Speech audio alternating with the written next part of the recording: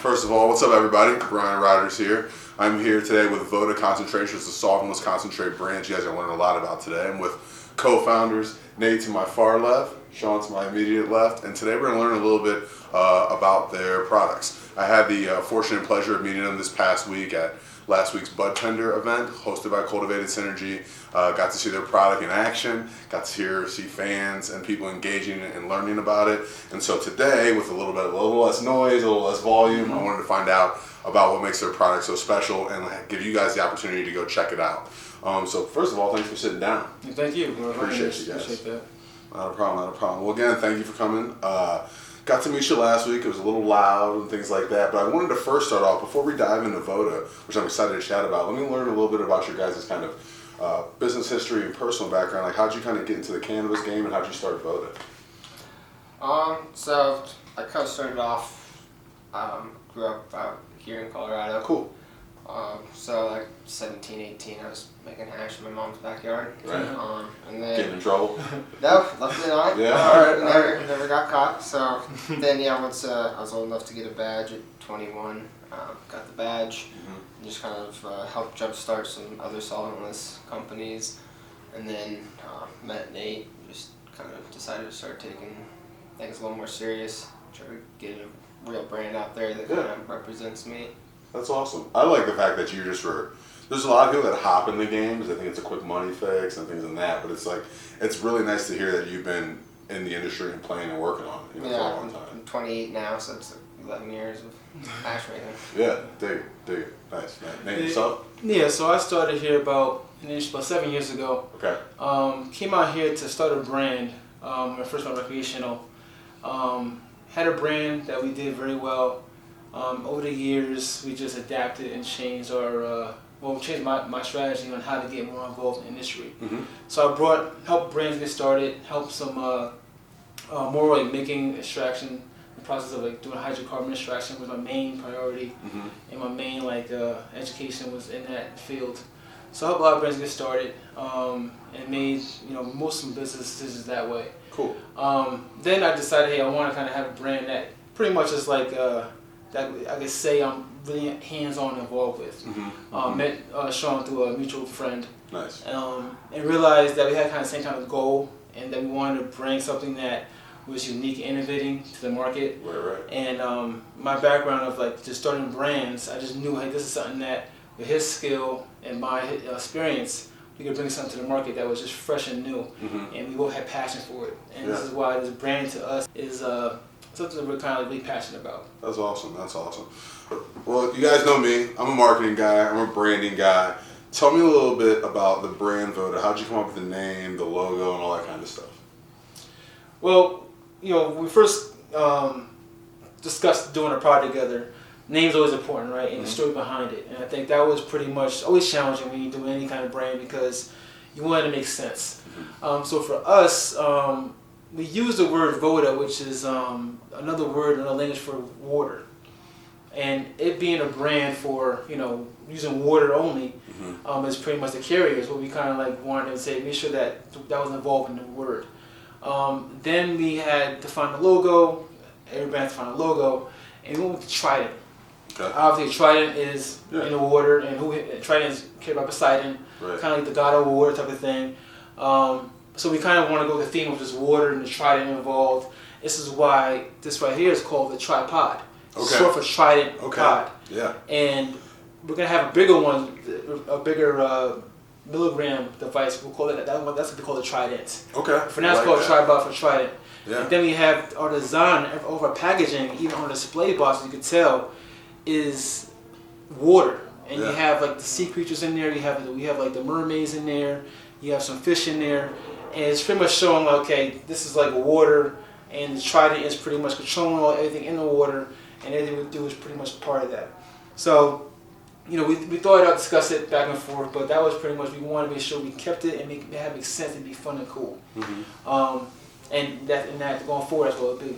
I like that a lot. It's always good to hear the brand history and brand story, and I think also, like, I love I love the water as you know you have pure and clean and things like that, other words like that in your messaging. I think with stemming from water, that makes a lot of sense. You know? That makes a lot of sense. That's a good brand story. That's a good brand story. It's a brand that gets it. It's a brand that gets it. Appreciate that. Thank you for that.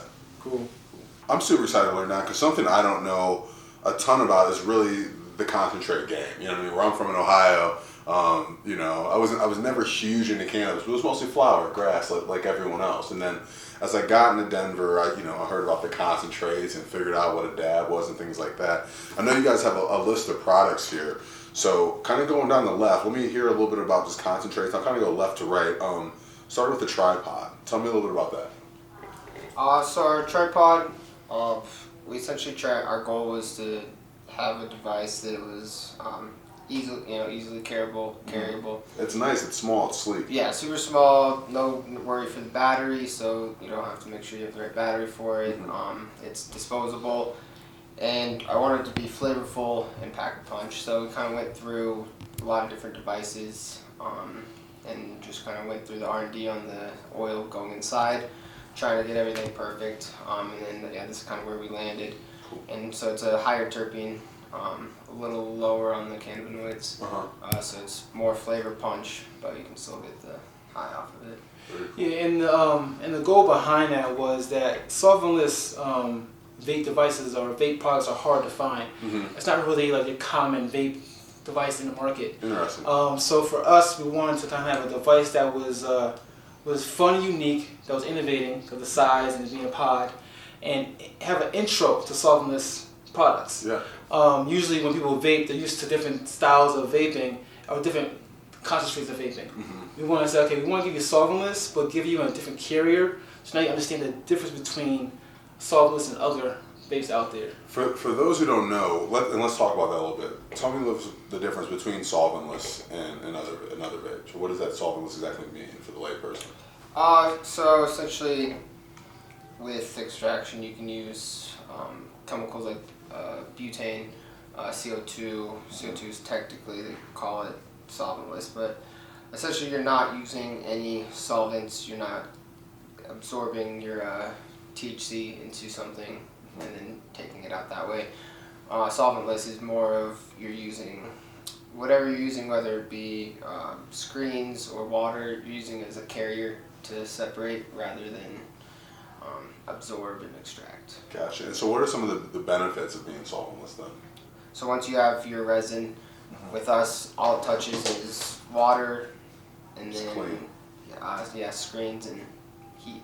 Cool. So with BHO and other types of extracts that use solvents, it's touching a bunch of other chemicals, and Got it. and in the end, it's kind of just how many things have touched your I think that's good to know, especially with all the things with vape, that have been out in the market area. You guys doing something different and cleaner, I feel that's going to set it apart. And to my take on it, because I started with hydrocarbon, that's all we did. I started in the carp game, if you want to say, and we only knew one way to do it, right? Using hydrocarbon to make oil and to make it either shadow, wax, butter, Right. only way to do it. So obviously, it's definitely a good market. I think it's still a good industry to be in. It's not, we're all for that. And for me, it was more about trying to find out, okay, how do I get the same results without using hydrocarbons or the money that is involved in making it. So having solventless was pretty much a way to kind of avoid any of the issues of the questions about it, and also the expense that goes with it, as far as even building a facility for hydrocarbon. Gotcha. It's a process. It's very, very expensive. Yeah, a lot of back end stuff. A lot of back end stuff. But solventless, you kind of avoid all that stuff, Makes sense. and he makes it simple to market, to promote, and to advertise. Cool. Appreciate that. So sliding over, going into your concentrates, and I was able to see a little of them, like I said the other day at Bend and Blaze. But let's talk about ice sauce, and I think we got some products here. But tell me a little bit about that. So ice sauce, the goal kind of with that, I think, was really trying to find something. With solventless, you have your shelf life is really touchy with temperatures, with time, kind of a lot of things go into it. So the day you can buy something and within 2-3 hours it looks completely different. Really? Okay. So like with this I was trying to get something to where the moment it leaves and the moment you finish the last dab, it has kind of looked the same. Essentially we take the terpene and the cannabinoids, kind of separate them. Once they're separated, we can put them back together. Now they won't interact as much, I guess you could say, as if they're just kind of sitting there by themselves together. Cool. So it kind of just helps the shelf life, and it looks like regular BHO kind of thing. So it was a cool thing to bring to market because everybody thought it was kind of BHO at first. Yeah. Word. Yeah, it was one of our innovating products, and the first one we kind of came out with. As you know, there's the other companies that have rosin, so people kind of used to that normal rosin. Right. So for us, having rosin be our first, I guess, our first product wouldn't have been really enticing. It's okay, we've seen it before. So when he created the ice sauce, it was something innovative and new. That was like, wow, this is nothing that has been seen before. So we kind of like, that was our almost like entry into the industry, saying, okay, we have something unique and new, it's not being done. And ice sauce was a name that we kind of thought we really use for the industry. And that kind of like launched us to say, okay, we're different from everybody else. And then that helps us to expand other SKUs in in the Voda brand. Cool. So ice sauce was that first? That was the first one we came out with. Yeah. Okay. Cool. So then, coming from that, how did you cross over and create THCA and then the other rosin as well? So THCA is essentially what is left over after our pens. Okay. Once we take out the higher terpene part, we're left with all that cannabinoid. So THCA is pretty much a tests. I don't think we've had a test that's been under like 95%. Nice. So it's usually really high up there. It's really dry, really hard, like rock hard. Cool. So it's pretty much the most, it's like the strongest solventless concentrate, I guess you can kind of get as far as the cannabinoid contact goes. Very cool. So for people out there who are looking at concentrates familiar, maybe they have their favorite brand and things like that now. What type of client, customer is usually coming to you? What are they looking for? What do they like in taste? What do they like in product? And like, I just think there's people out there who like look for certain things, and I want to make sure you guys tell them about you guys' product, and some people can maybe come out and try it. Yeah, I think we kind of just try to do things differently.